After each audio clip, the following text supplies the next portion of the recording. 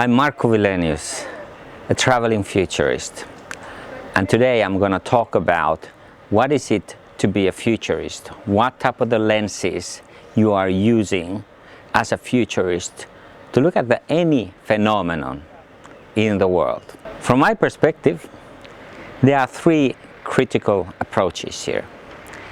The first one, a futurist needs to look the interlinkages between the past, present and future. Future is always different to the past. There is no linear development. Disruptions, modifications, bifurcations points, tipping points, there are a lot of names to these changes, sometimes slow, sometimes very abrupt changes that happens and takes us to a different place where we were. For the futurist, it's really important to know the past.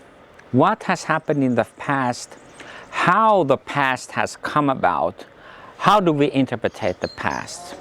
So we need to be a bit of a historian there and see the picture, what were those key factors that brought us to the present. The present is, of course, where we live now, how we look at the reality as it evolves every second, and how the future arises out of this present. The future is always different. And I would also like to say that the future is different in a way that we hear different type of invitations from the future, but there are also a lot of behaviors, patterns of behavior in fact, and different kinds of structures that sort of keep us in the past. So a lot of how we do as a human beings and as a communities have to do with how we continuously repeat the past. We repeat a lot of mistakes as well. And particularly we like to repeat the successes. But that way we are also very much kind of a path dependent. But because of the complex nature of our environment, we cannot in this world repeat the past. The past is always the past. The present is a kind of a moment that comes and goes, and future is something different.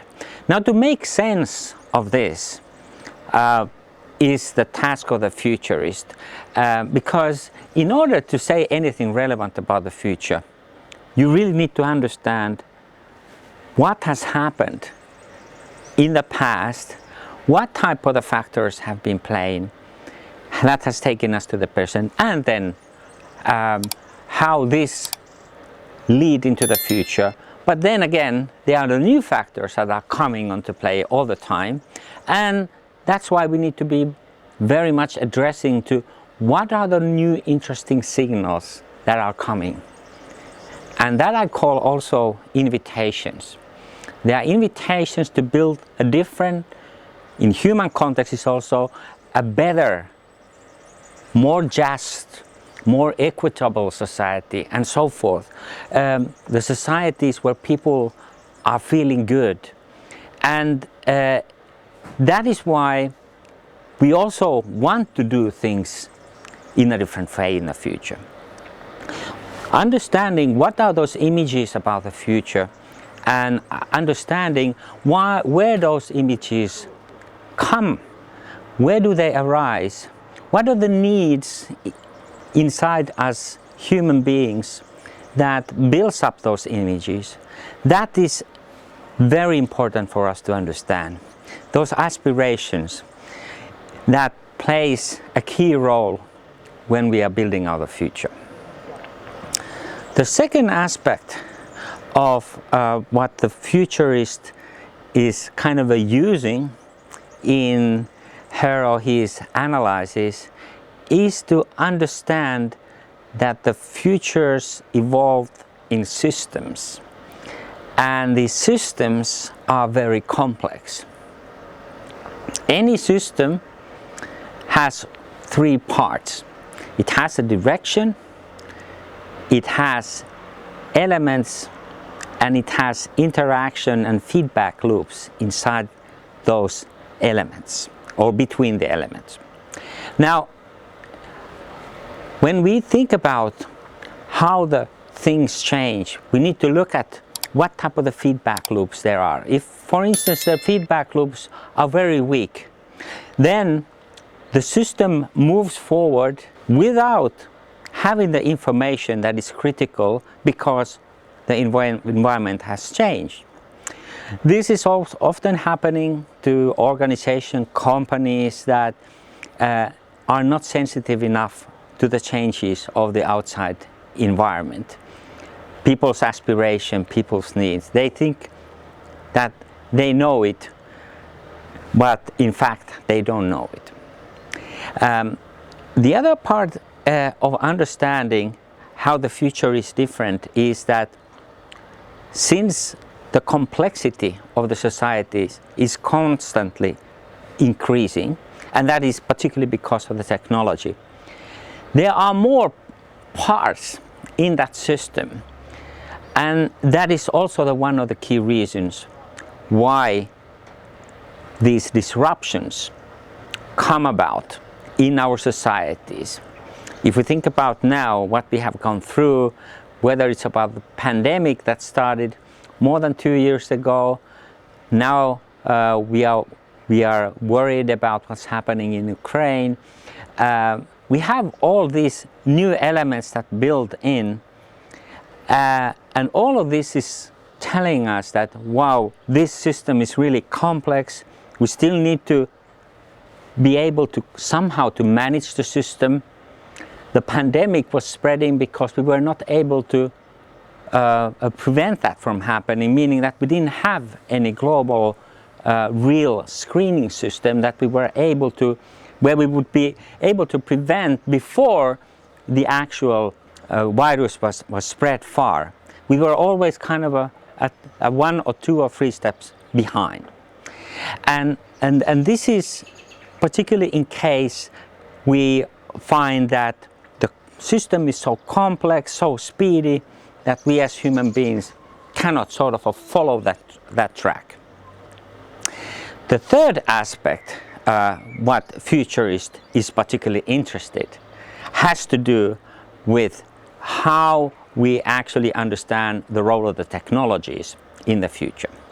Now, there are a lot of futurists around that think that this massive increase of the new technologies, artificial intelligence, blockchain, machine learning, and alike, are leading us to a very different kind of the future, where slowly but surely this super intelligence which is created around these technologies will kind of invade our human world, maybe even taking over that. Now, technology is interesting because we have been using actually technology for the last 2.5 million years, because how I count it is that was when the first kind of human-like creatures on the earth started to use some kind of a tool to process their food or to make a fire or what have you.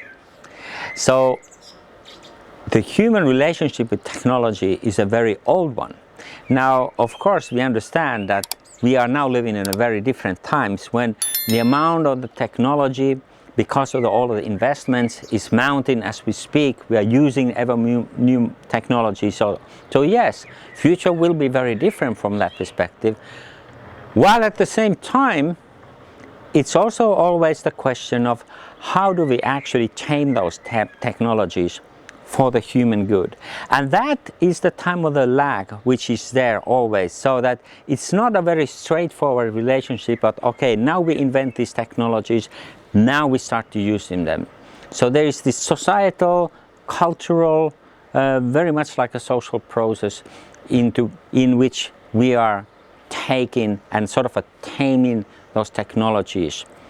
But looking at this technology development itself is, as I said, very much a type of the lenses through which we are we futurists often look at the future. However, I say from my part that while I see that technology is a very important part of the future, I always want to say that it's not the technology that makes our future, it's the way that we are using the technology, way we build our more human and social goals and use technologies for that good. Of course, we can say also that there are new dangers because of that, because with the new technologies we can survey and control human beings in a very different way, and build a kind of a society where every part, every human being is kind of a control, somebody's watching over, this kind of big brother idea. However, I don't believe that this type of a society on the global scale, of course there can be nation states that may use it, but on the global scale I don't think that we're ever gonna run into that type of a society, just because I think it's against the very idea of the human identity.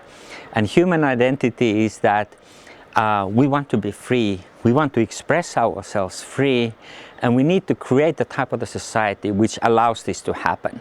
Because every time somebody comes and says that no, you can't do that, or we tell you what you can do and what you cannot. Of course there has to be social norms there, but at the same time we need to have this idea of the human freedom built into our very societies.